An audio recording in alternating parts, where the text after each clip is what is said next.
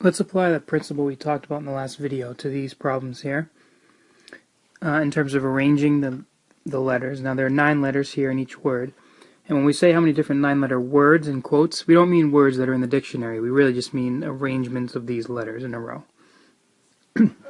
So with Dragonfly, notice that there are 9 different letters, right? There's no repeats. And so, again, you could draw out the slots. You could draw out your 9 different slots, right? There are 9 choices to fill that first slot, 8 to fill the second, etc., down to 1. And so this answer is simply 9 factorial.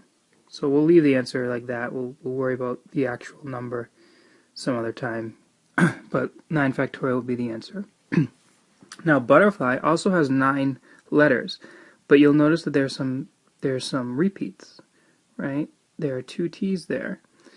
So we treat it as though they're all different, 9 factorial, but then we divide by the repeats. So the repeats are, looks like there's just the T's. I don't think there's any other repeats. So we divide by the number of repeats, factorial, and that will give us our answer. Okay, so we'll leave that answer like that. And then we'll look at this last one, Bumblebee. Again, there are 9 letters. Pretending they're all different for the moment would give us 9 factorial, but we need to divide by the repeats. So how many repeats do we have? We've got repeats of B's, so we have 3 B's. So that's going to be 3 factorial for the B's. And then we also have 3 E's. So we have to divide by the 3 factorial for the E's. And I think that's it. Everything else is good. Okay, so again, let me just note that. These are for the 3 B's. This is for the 3 E's. So, and let's just take a second. I'm going to compute this by hand. Show you how you can do it by hand. For most of these you'll use a calculator, but it's good to get some practice just doing it by hand. Remember that 9 factorial means 9 times 8 times 7 times 6 times 5 times 4 times 3 times 2 times 1. And we're going to divide that by 3 factorial, which is 3 times 2 times 1, and then times another 3 factorial times 3 times 2 times 1. And so one thing that's nice that happens is that this 3 times 2 times 1 cancels with this 3 times 2 times 1.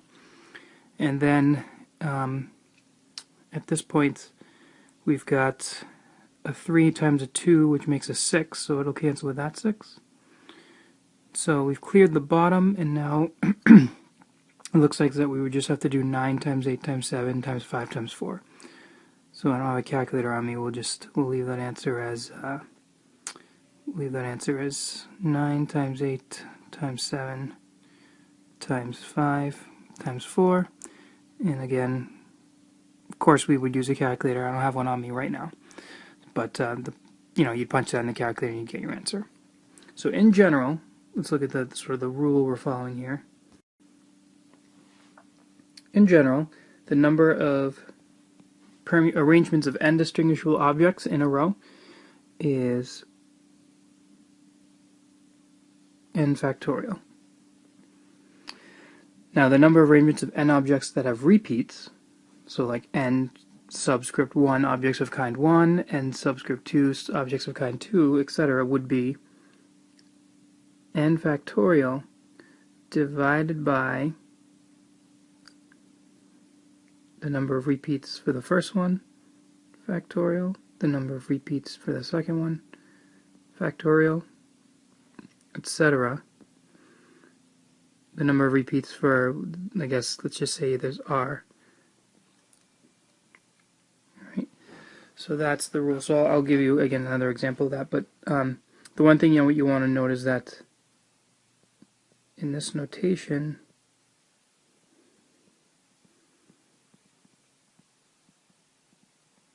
all those repeats have to add up to n. This will make a lot more sense in a little example I'm about to put down. Let's say you have an A, an A, an A, a B, a B, C, C, C, C. So here n is 1, 2, 3, 4, 5, 6, 7, 8, 9. N equals 9. There are 3 a's, so we could say like n sub 1 equals 3. There are 2 b's, and there are 4 c's. So the c's are like kind 3, and there's 4 of them. So the answer to this question would be 9 factorial, or the number of ways to arrange these would be 9 factorial divided by 3 factorial times 2 factorial times 4 factorial. Now if I threw in a d there, let's say I threw in like a, let's just say I threw in like a d as well, then we'd say n sub, first of all that would turn this into a 10, so this would be 10 factorial. N sub 4 would be 1, and you could just put a 1 factorial down here. And I mean 1 factorial is just 1, but to be technically correct you could put that. And notice that 3 plus 2 plus 4 plus 1 adds up to 10, which is all this is saying here. Alright, so that's a useful rule to sort of know in terms of arranging objects. Often these arrangements are called permutations. I tend not to use those words as much as possible, but sometimes you're forced to. So the word permutation describes these two situations here.